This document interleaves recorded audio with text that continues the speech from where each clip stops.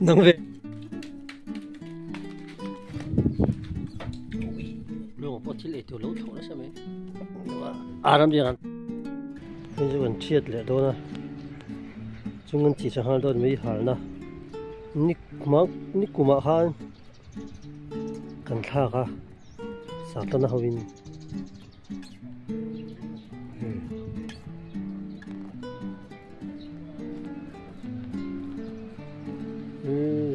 saya tunggu saat ada kata sang tele egaran suka kan vo in hun man na le tur dia inti anti don ara va che hi vai te kan le ti ra o che som em to ni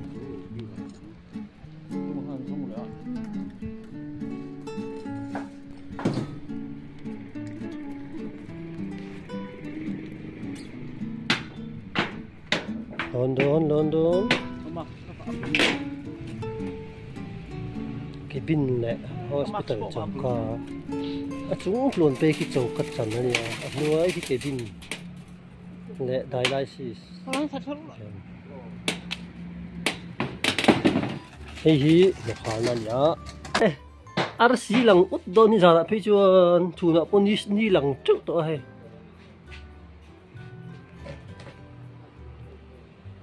mấy钱呢？就生好了了，迄啲话mấy钱那人不能给留去，嘿，因迄别多些话，帮啲就出来留些。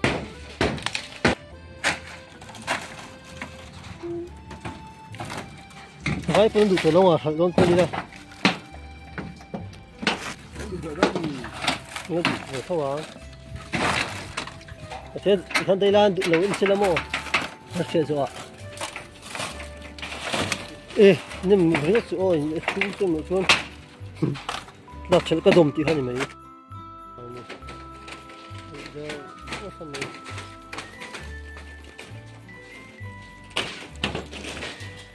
怎么哩？我看见老多了。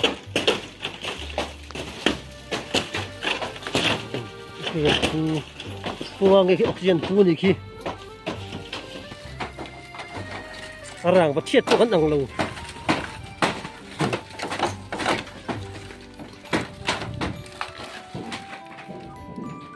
rồi còn tu rồi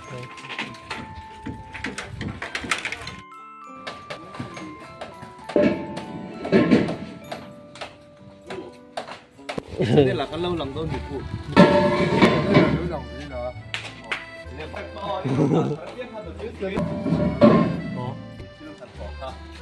ngoài thế nó chứ ăn lúa sao tất say sao tất nó hoa má để mà ăn chỉ không nhỉ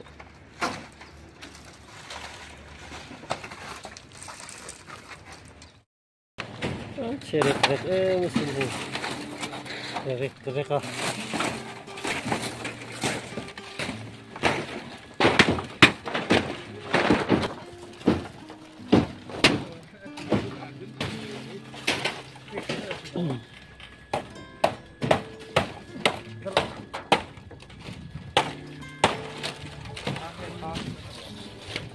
Rasul po là ống tổ của cái này những ổn thiệt này hình thú tôi cho rằng thiệt chúng tôi đã được thiệt lại mấy cái như khiên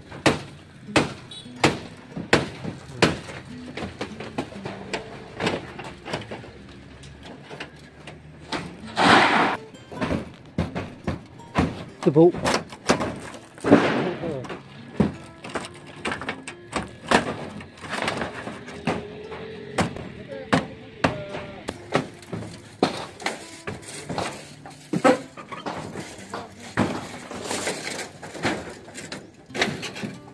khi chưa xịt đục tê kính thấp mấy quay tê tình tiết là khát trơn rằng vật kia chưa dấu tiết đó chia sẻ một chút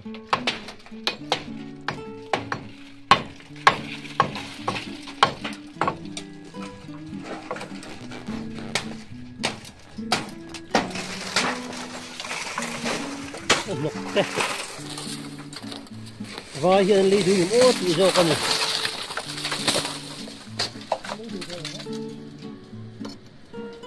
cái gì trên thùng bò đủ lâu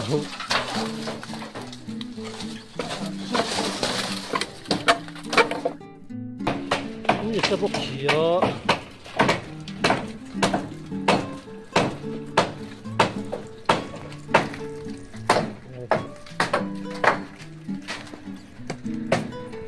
저 나올 때 가거든요. 이거 진짜 리를 저리 피해 들어.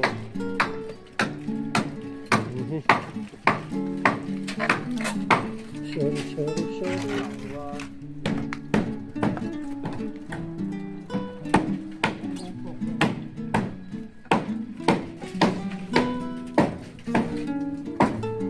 집니까?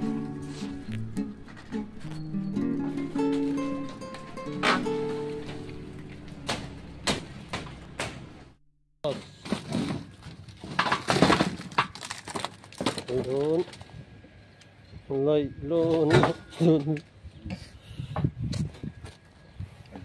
phải chứng chị ha dầu to chị dầu to ở đây đấy chúng tỷ lệ mấy đó nhỉ rồi vậy mình để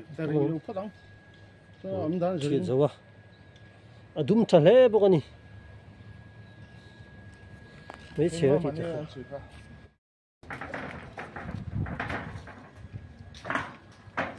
đánh làm gì vậy là cũng không ạ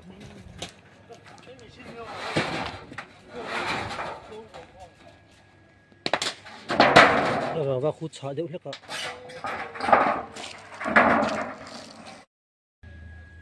chú được bao nhiêu còn dùng mấy đó nhỉ hắn chỉ ở trọ đó thôi cái cắt tủ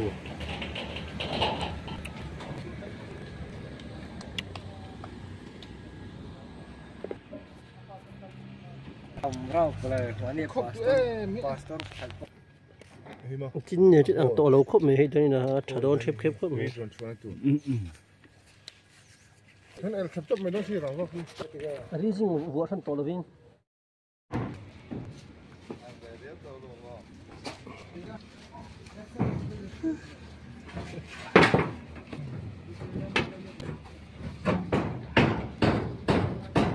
ông lột lấy lại thì vào nó sao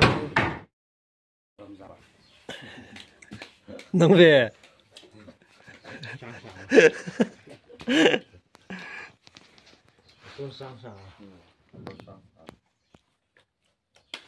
hành chị phân rồi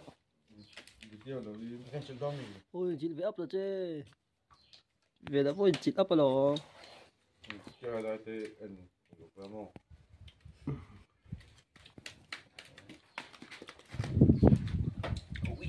luôn có chỉ lấy từ lâu thầu đó sao mấy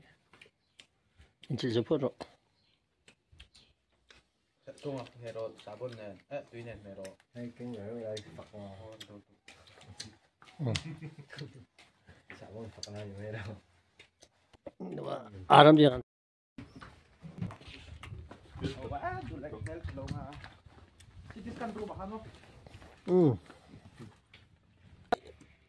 dule zon pasa ulo mo ơi coi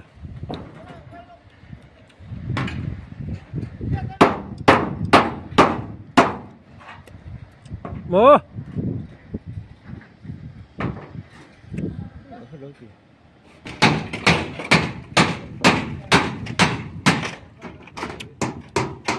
mà cái thôi thế ấy là cái phí nó thế tụi à thì đó tết lâu chậu gì thôi nhỉ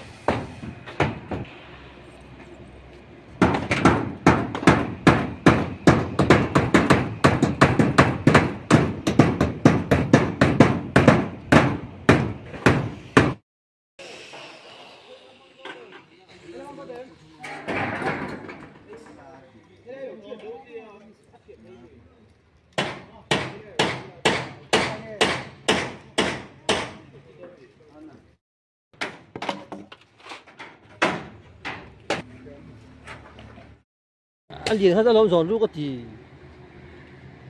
rồi đâu cái đây thật tận tù đi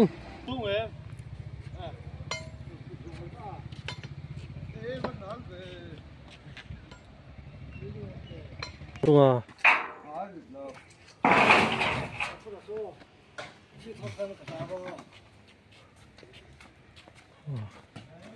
khá là hát tung dùng chết đó cái tiết chín khai à rồi đón vinh viên từ dính chuột tuổi tê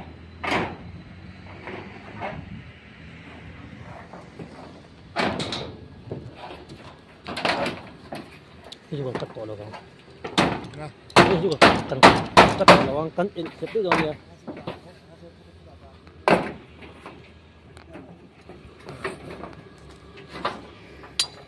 cắt nó khó là bùi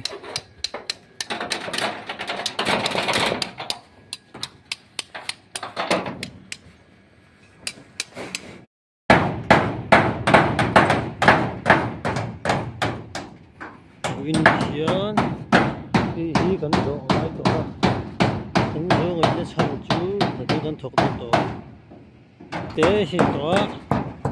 là ở tế này thì tấn độ nữa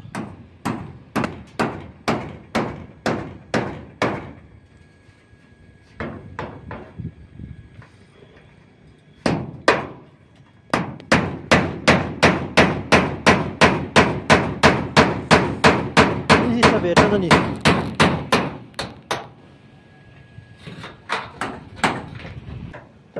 anh tuy nghe như thế này hay có rong xuống hay cho sang tia chủ đó này不种thế này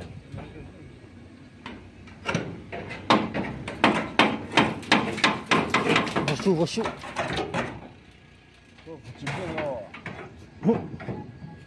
cái đại khiên là gắn thốn tuần là cái nào chuẩn thôi là mà với là trong mà gắn dầu đó nó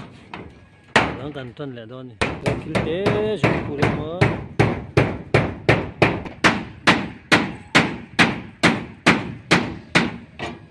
rồi ta chắc cái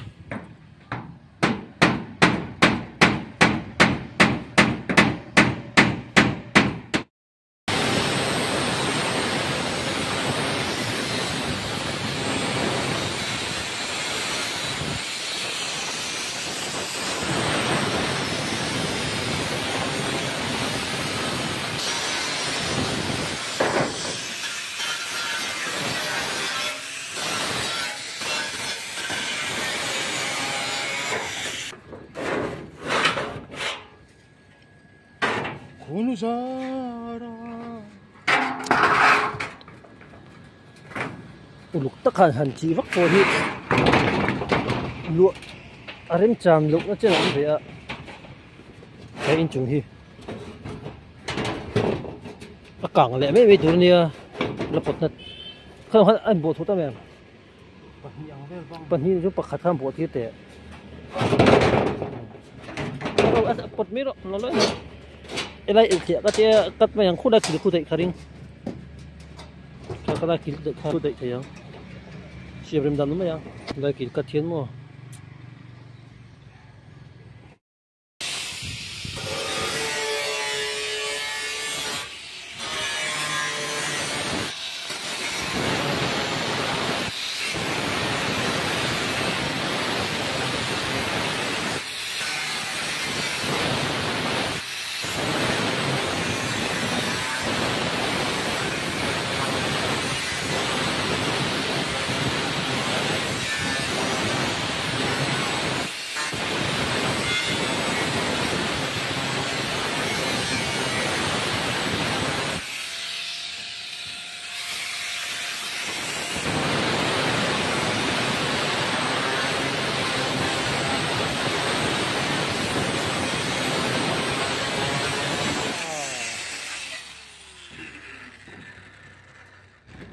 nó thấy luôn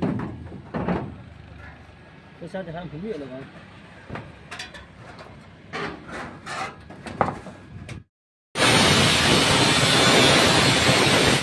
đi là phải tu ôm mà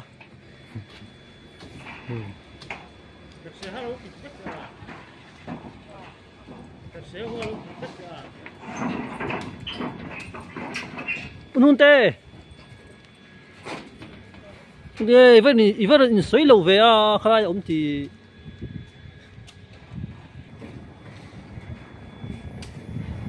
trong phát chúng cái tỷ lệ hết cho nhỉ vậy đó chứ rằng vậy kỳ là hai triệu mấy trả gì à phiền à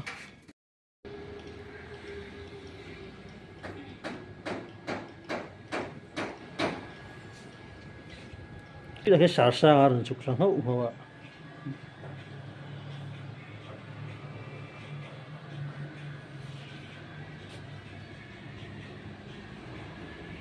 Randa te ko chituro ma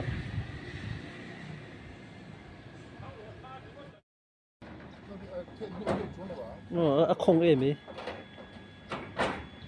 mà hết luôn khai mi akal hot sar phải về thì atirit về đủ đó đấy tay ha đối tổ thế ôi mấy giờ chụp nó chụp đi nó tụi về nó hay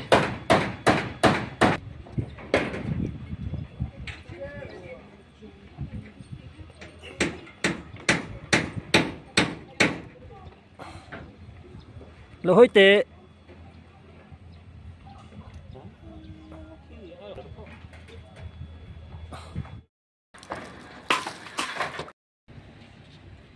cái welding ngồi thế mà lo mà ông bảo cho con dấu to này ra vào lưới thở còn vua ra vào lưới thở vua hi khẩu nó to cả hở riêng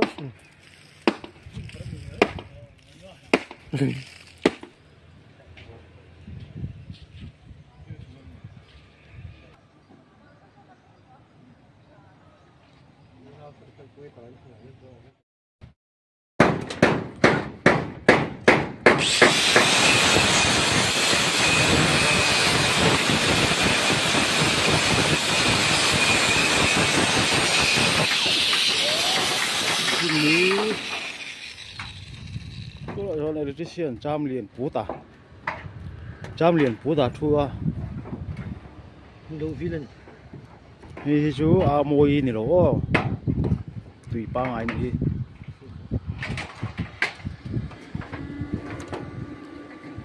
mi đâu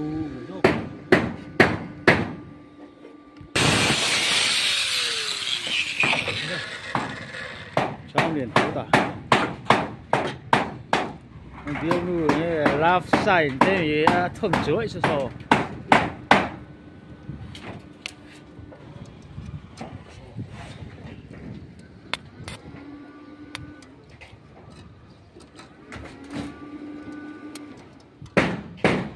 thì lô khó là đúng thì lô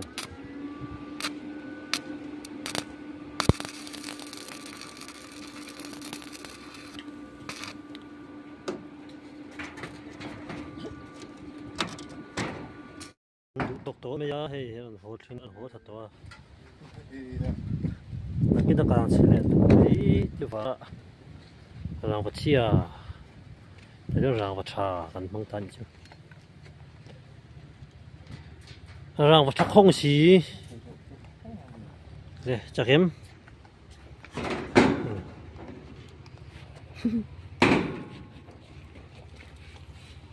dấu xa về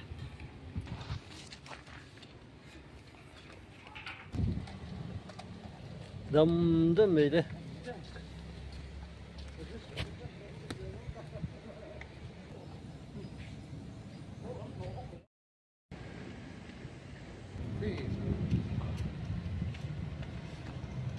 thì cái chỗ anh được tôi hết lại qua lâu lại tổ